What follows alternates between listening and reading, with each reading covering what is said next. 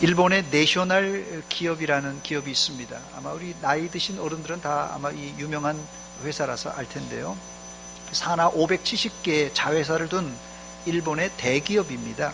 내셔널 기업. 이 기업을 창업한 마스시다 회장이 직원 연수회에서 강연을 마치자 한 사람이 이렇게 질문했다고 합니다. 회장님, 어떻게 이렇게 큰 거대한 기업을 일굴 수 있었습니까? 어떻게 이렇게 큰 성공을 거두었습니까? 이렇게 질문하자 그는 주저하지 않고 나는 3가지 하늘의 은혜를 입었습니다. 이렇게 답했다고 합니다. 그 3가지 은혜는 첫째, 가난한 것, 2번째, 허약한 몸, 3번째, 못 배운 것이라고 답했습니다. 그 소리를 듣고 직원이 깜짝 놀랐습니다. 어떻게 그것이 은혜가 됩니까? 이 세상에 불행은 다 갖고 태어나셨는데, 이렇게 질문하자 이 마스시다 회장은 나는 가난하게 태어났기 때문에 부지런히 일하지 않고는 잘 살 수 없다는 진리를 깨달았고, 그래서 부지런히 일했다는 것이에요. 둘째, 약하게 태어난 덕분에 건강의 소중함을 일찍 깨달아서 몸을 아끼고 건강에 힘써 지금 90살이 넘었어도 겨울철에 냉수마찰을 할 수 있는 건강이 있습니다. 이렇게 대답했고, 3번째, 나는 국민학교 4학년을 중퇴했기 때문에 항상 이 세상 모든 사람을 나의 스승으로 받들어 배웠기 때문에 많은 지식과 상식을 배울 수 있었습니다. 이렇게 대답했다고 합니다. 이분이 예수를 믿는지 안 믿는지 저는 알지 못하지만 확실한 것은 성경에 기록된 범사에 감사란 말씀을 깨달은 사람이고, 또 자신의 약점을 강점으로 살려낸 사람입니다. 우리가 사실 왜 불평하는 것입니까? 여러분들이 왜 불평하는 것입니까? 코앞에 있는 환경 때문에 그래요.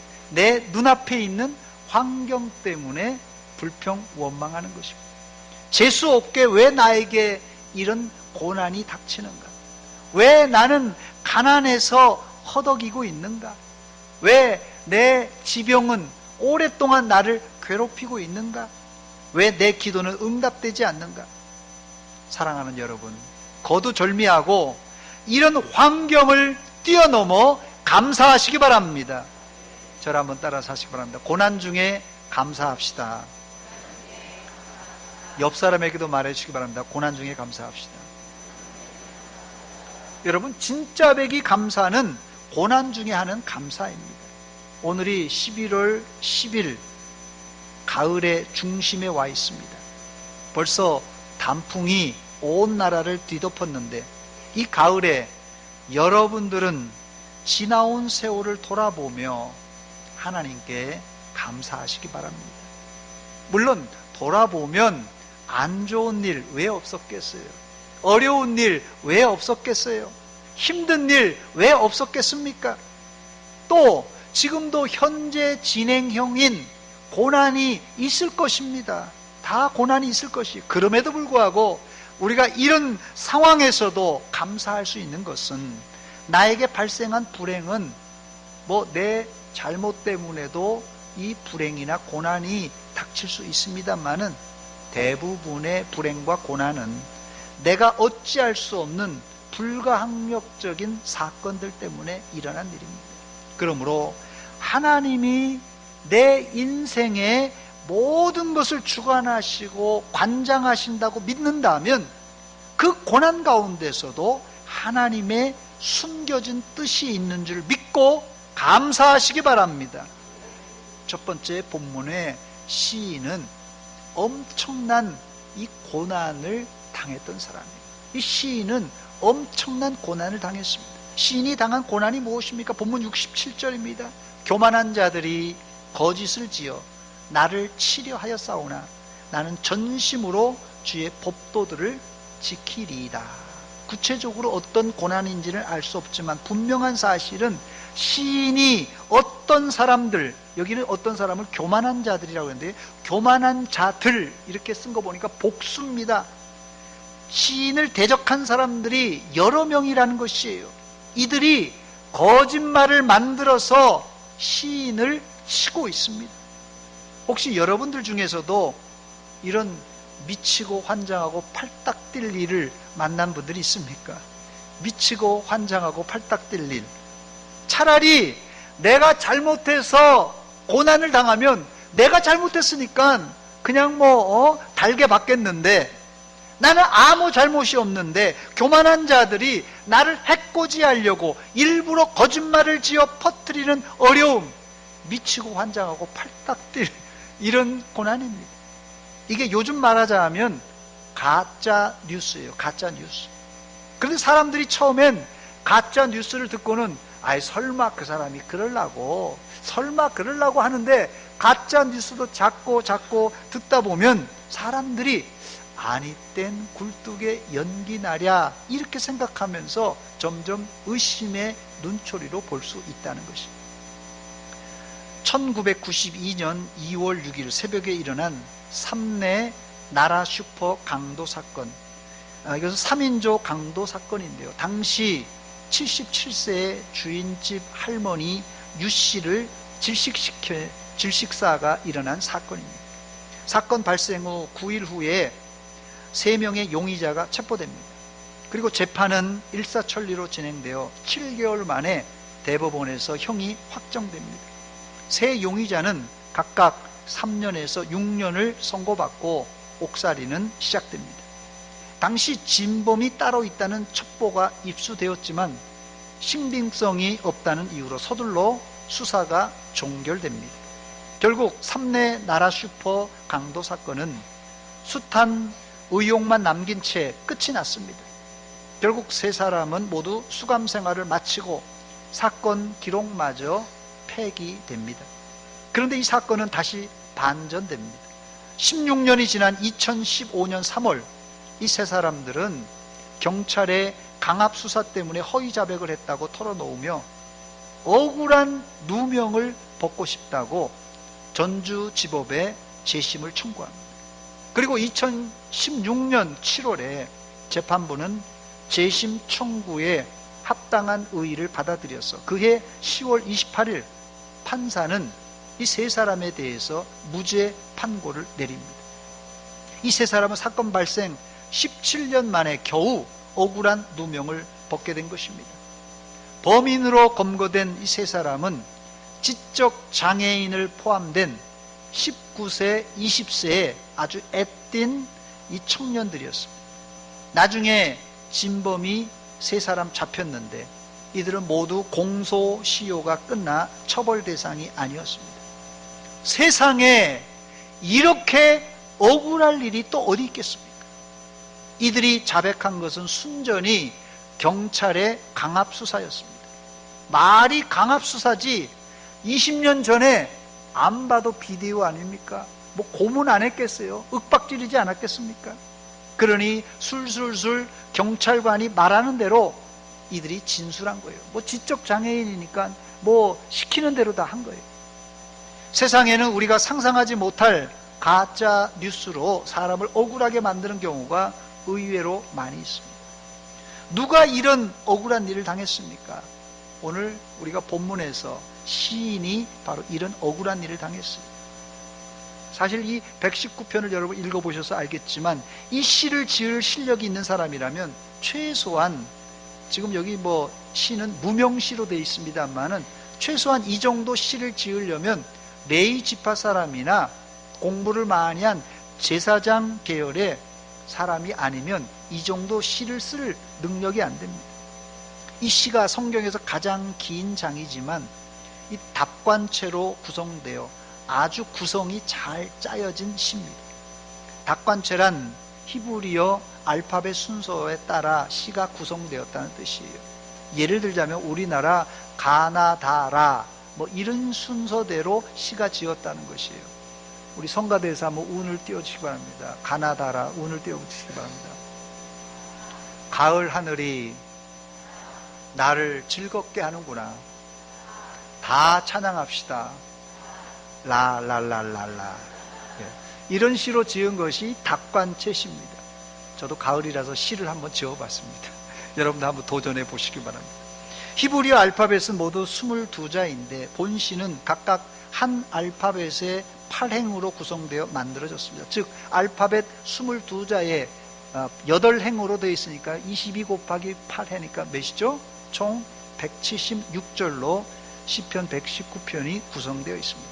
이 시의 저자는 아까 말씀드린 대로 알 수 없지만 많은 학자들이 다윗이 지었을 것이라고 추측합니다. 그만큼 잘 지어진 시란 뜻입니다. 다윗이 되었던, 레위 사람들이 되었던 이 시를 지은 사람은 보통 신앙심을 가진 사람이 아닙니다. 두 번째, 여러분들을 향한 가짜 뉴스가 돌아다닐 때 여러분들은 어떻게 대처하시겠습니까? 여러분들에게 다른 사람이 가짜 뉴스를 퍼뜨리고 거짓말로 퍼뜨리면 여러분들은 어떻게 대처하시겠습니까? 이런 억울한 일에 시인은 이렇게 대처했습니다. 다시 제가 69절 70절을 읽습니다. 교만한 자들이 거짓을 지어 나를 치려 하였사오나, 교만한 자들이 거짓말을 지어서 나를 골탕 먹이고 있다는 것이에요. 시인은 이런 상황에 어떻게 했다고요? 나는 전심으로 주의 법도를 지키리이다. 70절에도 나는 주의 법도를 지키리이다. 세상에 이렇게 답답한 사람이 어디 있습니까, 여러분? 가짜 뉴스를 만들어 퍼뜨린 교만한 자를 고소하든지, 아니면 멱살을 잡고 두들겨 패든지, 아니면 동네방네 다니면서 자신의 의로움을 이야기하든지 해야 될 텐데, 이 시인은 아무 대꾸하지 않고 늘 하던 대로 전심으로 주의 법도를 지키고 주의 법을 즐거워하고 있습니다. 하나님이 살아계시다면 하나님의 말씀에도 그런 기록이 있잖아요. 이런 악한 사람은 저주를 받아서 자손 3, 4대가 폭삭 망하든지 하나님이 치셔서 즉사해야지 맞지 않습니까? 그러나 시인은 이런 누명을 뒤집어 쓰고 자신의 명예와 얼굴이 깎여 나가는 대로, 깎여 나가지만은 아랑곳하지 않고 자기가 늘 했던 대로 하나님의 말씀을 지키고 그 법을 즐거워하고 있습니다. 이런 수준의 신앙은 하나님의 기쁘신 뜻을 알고 묵묵히 하나님이 해결해 주실 것을 기다리는 아주 성숙된 신앙인의 자세입니다. 개는 짖어도 누구는 간다고요? 우리 학생들 잘 모르나 본데요. 개는 짖어도 선비는 간다라는 옛말이 있는데, 성도라면 개가 짖더라도 하나님의 말씀을 즐거운 마음으로 지켜야 할 것입니다. 저를 한번 따라서 하시기 바랍니다. 억울해도 믿음으로 삽시다. 사실 대제사장들은 예수님을 죽이려고 거짓 증인들을 세웠어요. 그리고 가짜 뉴스를 퍼뜨립니다. 그러나 예수님은 한 말씀도 반박하거나 이의를 닫지 않고 자신의 길을 묵묵히 걸어가셨습니다. 이것을 우리는 십자가의 길이라고 부릅니다. 십자가의 길. 십자가의 길은 꽃길이 아닙니다, 여러분. 십자가의 길은 멸시와 천대뿐만 아니라 모함과 가짜 뉴스가 난무한 길입니다. 나는 가리라, 주의 길을 가리라, 주님 발자취 따라 나는 가리라. 할렐루야. 개는 짖어도 선비가 가듯이 아무리 누가 가짜 뉴스를 퍼뜨릴지라도 우리는 묵묵히 무슨 길을 가야 된다고요? 십자가의 길을 가는 것이에요.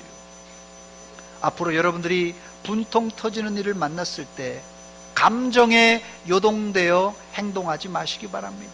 감정에 요동되어 움직이면 늘 우리 안에 분노와 화가 치밀어 오릅니다. 감정이 움직이는 데 하면 그런 사람들은 이 분노를 갖다가 늘 폭발시키는 거예요. 조금만 해도 감정을 못 다스리니까 이게 푹 나오고 또 푹 나오고, 이 분노와 화가 늘 이게 분화구처럼 쏟아져 나옵니다. 이래서는 결코 하나님의 뜻을 이룰 수가 없고, 나도 손해보고 하나님께도 영광 가리는 것이에요. 그래서 어떤 책에 보니까 분노는 거꾸로 든 칼이라는 말이 있습니다. 분노는 거꾸로 잡은 칼이다. 칼의 손잡이를 잡아야 안전하게 싸울 수 있는데 칼날을 잡고 어떻게 싸울 수 있겠습니까? 칼날은 잡으면 잡을수록 나만 피해보는 것이에요. 바로 이게 분노입니다. 분노. 김진영 씨의 아침 피아노라는 책에 이런 글이 있더라고요. 나는 이제껏 지나치게 감정주의자였다. 그래서 감정이 원하고 시키는 대로 행동해 왔다. 그러나 행동은 감정의 시녀가 아니라 오히려 주인이기도 하다. 새로운 감정이 필요할 때마다 어떻게 해요? 행동이 감정을 가르치도록 인도해야 된다. 그래야 감정의 균형이 잡히고 길이 보인다. 물론 이분도 기독교인인 것 같아요. 제가 책을 읽어보니까. 근데 저는 기독교인이라면 아까 그 마지막 구절을 한번 비춰주시기 바랍니다. 기독교인이라면 여기 행동이 감정을 가르치도록 인도해야 된다. 이 구절에다가 말씀이 감정을 가르치도록 인도해야 된다. 이렇게 넣으면 제대로 된 문장이라고 생각이 됩니다. 여기 시편 119편의 시인이라고 왜 감정이 없었겠습니까? 나를 모함하고 거짓으로 공격할 때 화가 나지요. 그러나 시인은 감정의 시녀가 되지 않고 오히려 감정의 주인이 되어서 하나님의 말씀을 굳게 붙잡고 그 말씀을 즐겁게 행동으로 옮겼습니다. 이때 서운한 감정, 분한 감정은 누그러들고 하나님의 말씀에 순종할 때 주시는 하늘의 기쁨과 즐거움으로 가득 찰 수 있었습니다. 여러분들도 이게 가능할 것 같습니까? 시인이 했던 이런 감정 조절이 여러분들도 가능할 것 같습니까? 여러분, 말씀으로 여러분의 감정을 다스리시기 바랍니다. 말씀으로 우리의 감정을 다스릴 때 이게 가능합니다. 또한 성령님께 여러분의 감정을 맡기시기 바랍니다. 내 감정을 하나님께, 성령님께 맡길 때 가능해요. 그때 화 대신 피할 길을 주시고 더 나은 감정인 이 기쁨과 즐거움으로 채워줄 것입니다. 그런 면에서 볼 때 구약의 요셉은 억울함을 잘 참고 견딤으로 하나님이 자신의 억울함을 풀게 했던 사람이에요. 요셉은 누구라고요? 하나님이 자신의 억울함을 풀게 했던 사람이에요. 내가 내 억울함을 풀지 않았어요. 내가 내 억울함을 풀려고 하면 나도 손해봅니다. 내가 손해봐요. 그러나 인내하고 참을 때 때가 되면 하나님이 나의 원통과 억울함을 풀어주십니다. 그러면 이제까지의 서름과 오해가 풀리며 요셉처럼 총리 대신으로 올라갈 것입니다. 저와 여러분들이 총리 대신이 안 된 이유가 뭔지 아세요? 바로 억울함을 잘 다스리지 못해서입니다. 저를 한번 따라서 하세요. 억울할 때 하나님만 바라봅시다. 옆 사람에게 말해 주시기 바랍니다. 억울할 때 하나님만 바라봅시다. 사실 우리 입장에서는 거짓말을 지어 나에게 아픔을 주는 사람을 하나님이 살아계시다면 뭐 벼락을 딱 맞아가지고 죽어야 우리 속이 편할 거 아니겠어요? 그런데 본문 70절에 보니까 시인을 괴롭힌 사람이 너무 잘 먹고 잘 사는 거예요. 여기 70절에 보니까 그들의 마음은, 지금 이 시인을 괴롭혔던 교만한 자들이에요. 그들의 마음은 살쪄서 기름덩이 같으나 그랬어요. 여러분, 살쪄서 기름덩이 같다는 것이 현대인들은 이 최악의 안 좋은 건강 상태지만 제가 어렸을 때만 해도 이 배부른 사람은 배사장이라고 부러워했습니다. 제가 어릴 적만 해도 이게 뚱뚱한 사람이 없었어요.